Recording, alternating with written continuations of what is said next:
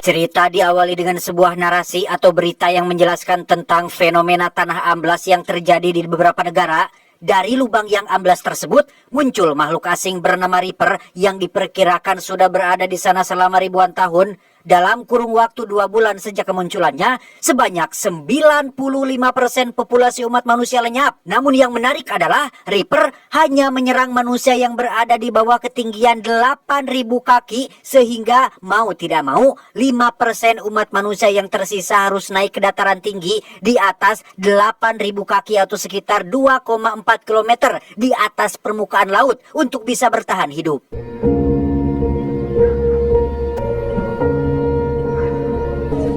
Sebelum kita mulai ceritanya, jangan lupa untuk subscribe, tekan tombol lonceng, dan like agar tidak ketinggalan cerita-cerita lainnya.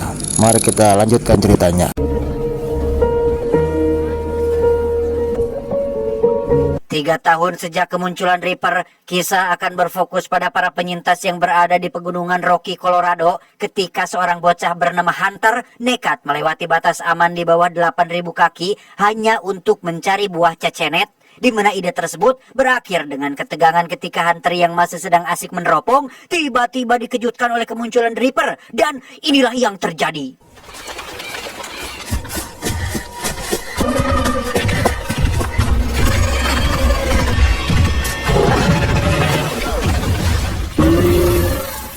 Selamat dari Reaper, Hunter pun pulang ke pengungsiannya yang berada pada ketinggian 8.460 kaki dengan total populasi sebanyak 193 jiwa, di mana Hunter langsung menceritakan kejadian barusan kepada Will, ayah kandungnya, dan berjanji tidak akan pernah melakukan itu lagi. I can't lose you. I need you to understand that. Dia bernama Katie, sahabat dekat Will yang selalu setia menemaninya berburu rusa, di mana Will menceritakan tentang apa yang sudah Hunter lakukan tadi pagi, bahwa Hunter bukan hanya sekedar mencari cecenet, melainkan pergi ke lokasi tempat ibunya tewas yang terjadi kurang lebih 2 tahun yang lalu. He didn't just go there to see Red Rock. It's the last place he saw his mother. Saat pulang sembari membawa hasil buruan, Will melewati satu rumah tetangga bernama Nina yang diketahui sering melakukan eksperimen untuk menemukan bahan peluru yang cocok agar bisa menembus kulit Reaper, karena diketahui jika kulit atau sisi Reaper sangatlah kuat, bahkan tidak mempan terhadap bom ataupun rudal sekalipun.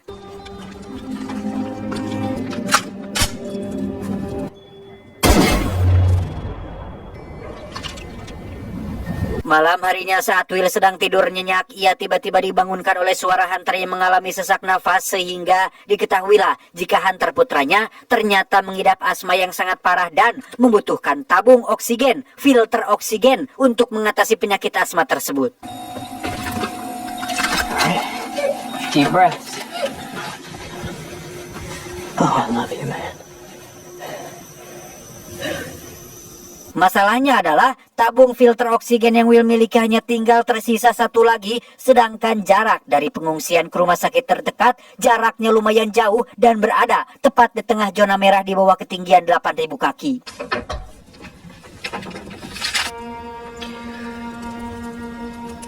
Tak ingin membuat Hunter panik, keesokannya Will berusaha untuk seolah tidak terjadi apa-apa dan tetap melakukan aktivitas harian mereka, yaitu merawat kebun kentang yang berada di belakang rumah. Dengan kentang itulah Will bisa mendapatkan beberapa makanan modern yang tersisa, seperti makaroni yang dibarter atau ditukar dengan kentang hasil panennya. Happy birthday.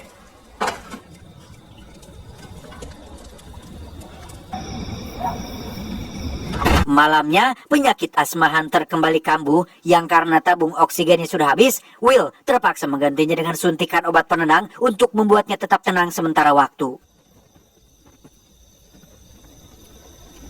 Sadar jika ini tidak bisa terus dibiarkan, Will mau tidak mau harus pergi ke rumah sakit terdekat yang ada di zona merah. Ia pun menemui Nina tetangganya untuk meminta bantuan, namun dengan fakta bahwa belum ada peluru yang dapat menembus kulit The Reaper, Nina pun menolak ajakan tersebut. A boulder will have a crate of them. But if I don't go, Hunter dies. So what? Do me a favor, Nina. Let's go. Let's die together.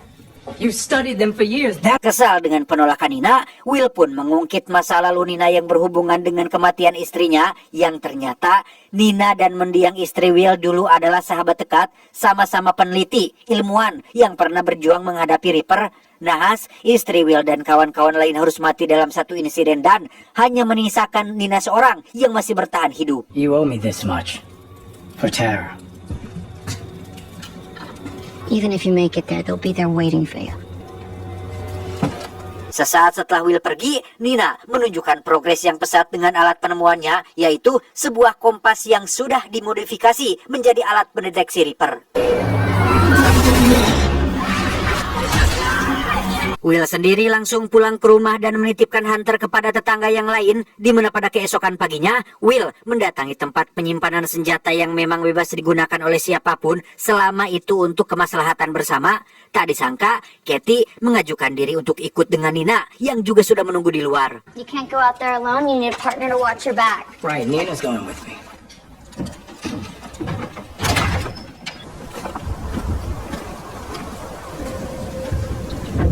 Bertiga mereka akan melakukan perjalanan beresiko tinggi untuk mencapai rumah sakit terdekat, di mana Nina menunjukkan kompas ciptaannya semalam dan menjelaskan jika tubuh Reaper menghasilkan semacam medan magnet yang cukup kuat, sehingga dengan alat tersebut mereka bisa mengetahui keberadaan Reaper dari jarak kurang lebih 800 meter.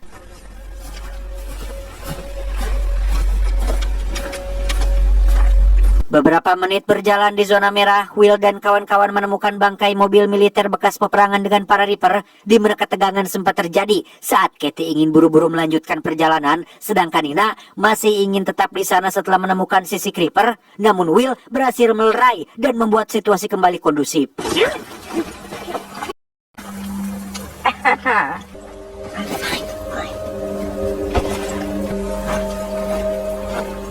Yang mengejutkan adalah mereka menemukan beberapa ekor kuda yang masih hidup berkeliaran di tengah hutan, sehingga bisa disimpulkan bahwa Reaper hanya menyerang manusia saja, tidak dengan hewan ataupun binatang-binatang kecil.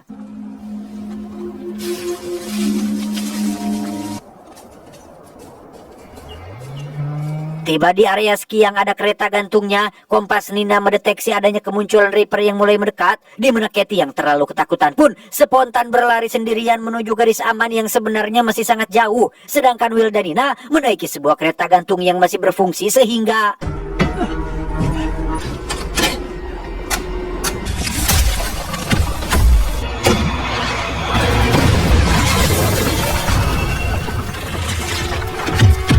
Ya, Reaper tidak mempan terhadap peledak sehingga Katie mau tidak mau harus ikut kereta gantung bersama Will dan Nina. Ia menaiki salah satu tiang untuk meraih mereka berdua dan...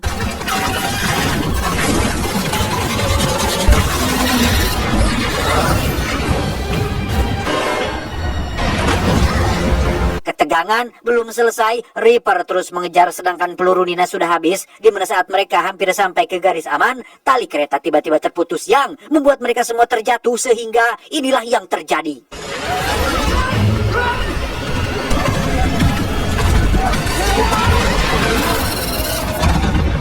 Malamnya di sebuah penginapan yang terbengkalai, Will dan kawan-kawan pun bermalam di sana sembari membahas terkait sosok Reaper yang sampai detik ini masih menjadi misteri. Bagaimana tidak, fakta baru yang memperlihatkan Reaper tidak menyerang hewan dan binatang-binatang kecil sontak membuat mereka bertiga syok. Katie berteori jika Reaper adalah makhluk yang dikirim Tuhan untuk melenyapkan seluruh umat manusia. Beda lagi dengan Nina yang berteori jika mereka adalah para alien yang dikirim untuk menguasai planet bumi. Sementara Will memiliki asumsi sendiri jika Reaper sengaja diciptakan oleh pemerintah atau elit global untuk menekan jumlah populasi manusia di muka bumi ini. So how do we take our place back? They came out of nowhere, all at once.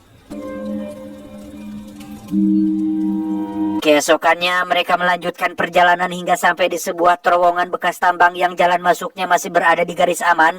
Menurut Will, jalan keluarnya nanti juga masih berada di garis aman alias di atas 8.000 kaki. Namun Nina tetap khawatir andai kata itu tidak akurat, sehingga timbullah sedikit keraguan, tapi tetap melanjutkan perjalanan karena sudah terlanjur berada di sana. Let's go. Bermodalkan senter helm tambang sebagai pencahayaan, mereka pun berjalan menelusuri terowongan yang gelap gulita sampai akhirnya menemui jalan buntu yang sudah dikunci dengan rapat.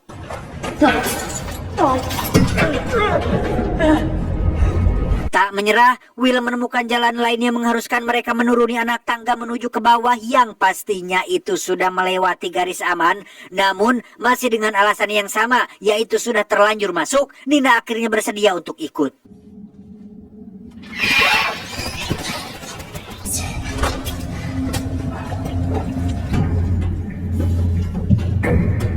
Ketika mereka sudah di bawah, Will dan kawan-kawan langsung mendapat kejutan dari sesuatu yang bergerak di dalam kegelapan dan tiba-tiba...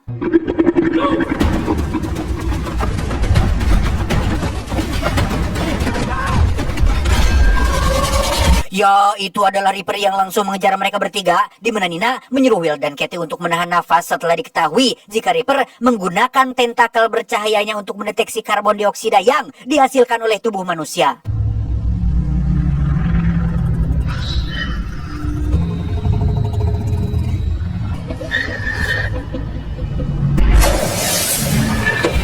Tak kuat menahan nafas lama-lama, Reaper pun akhirnya menyadari keberadaan mereka bertiga, di mana Katie akhirnya menjadi orang pertama yang mati, dengan Will dan Nina yang tidak bisa berbuat apa-apa.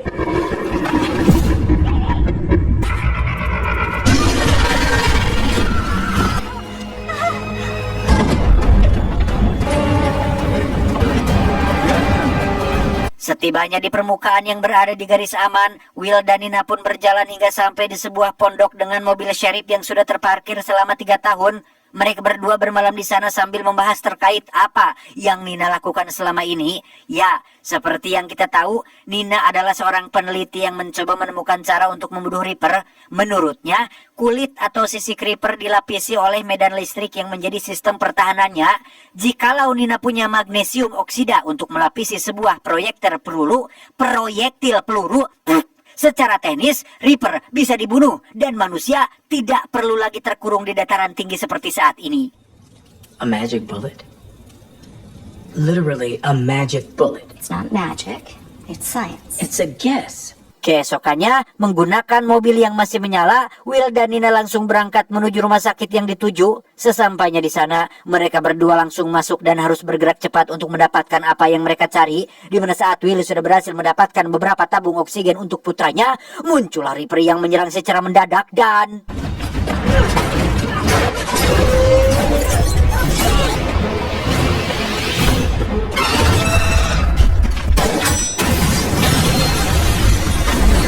Ya, Will berhasil membunuh Reaper setelah menembak tabung gas berisi magnesium oksida, sehingga makin kuatlah teori Nina tentang melapisi peluru dengan campuran tersebut.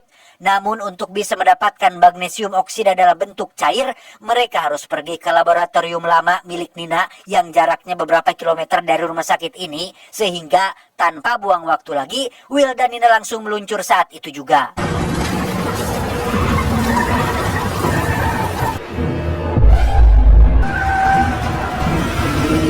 Tiba di laboratorium, Nina membutuhkan waktu sekitar 5 menit untuk mempersiapkan pelurunya, yang bukannya membiarkan Nina fokus melakukan pekerjaannya, Will malah membahas terkait foto Nina bersama keluarganya yang mati dalam kejadian 3 tahun lalu, sehingga bukannya memanfaatkan waktu 5 menit yang singkat itu, konsentrasi Nina pun jadi terdistrek oleh kesedihan yang muncul dalam pikirannya. The worst part is I chose not to go to that game. I'm sure you've had the same thought about Tara. Selesai dengan pelurunya, Nina langsung melakukan uji coba pada kulit Reaper yang sudah ia bawa, dan tebak apa hasilnya?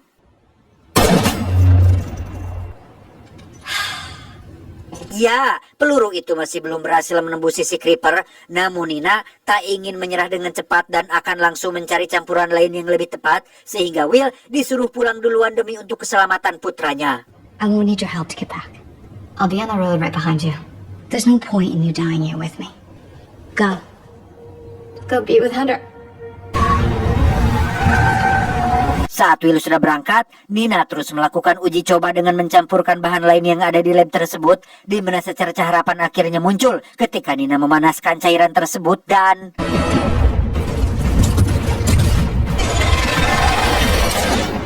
Entah berhasil atau tidak, kita akan kembali pada Will yang masih dalam perjalanan sampai ketika ban mobil belakangnya bocor, Will pun terguling sebelum berhasil mencapai garis aman.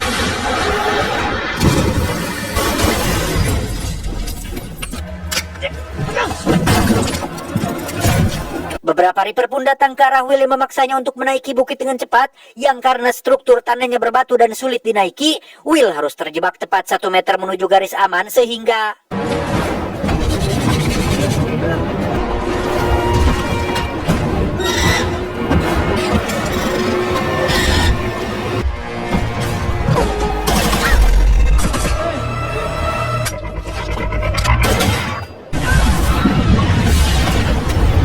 Ya, entah bagaimana Nina bisa dengan cepat sampai di sana. Namun ya, sudah berhasil menemukan peluru yang dapat membunuh Reaper, sehingga Will akhirnya berhasil diselamatkan.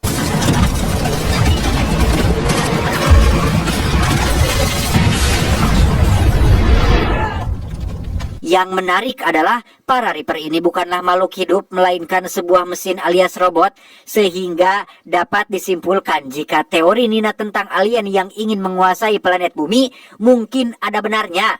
Itulah alasan kenapa Reaper tidak pernah tidur, tidak pernah bernapas, dan tidak pernah naik lebih dari ketinggian 8.000 kaki, karena mungkin sudah diprogram seperti itu oleh ciptaannya. It's not a living creature. That's programming. By who? Alasan kenapa 8.000 kaki masih menjadi misteri. Yang terpenting sekarang, mereka sudah berhasil menemukan cara efektif untuk membunuh Reaper dan akan menyebarluaskan informasi ini ke semua orang untuk mengambil kembali dataran rendah yang menjadi hunian umat manusia. Radiator blew half a mile back. Tiba di pengungsian, Will langsung menemui hunter putranya, sementara Nina mengibarkan bendera tanda harapan dan perlawanan. Mereka mulai memproduksi peluru yang Nina temukan dan menjadi awal baru bagi umat manusia yang tersisa di muka bumi ini.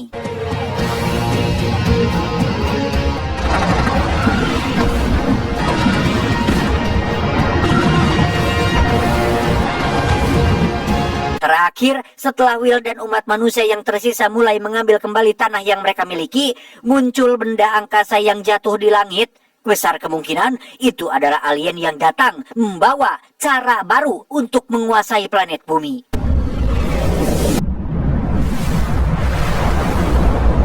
Tamat ending yang cukup membagongkan.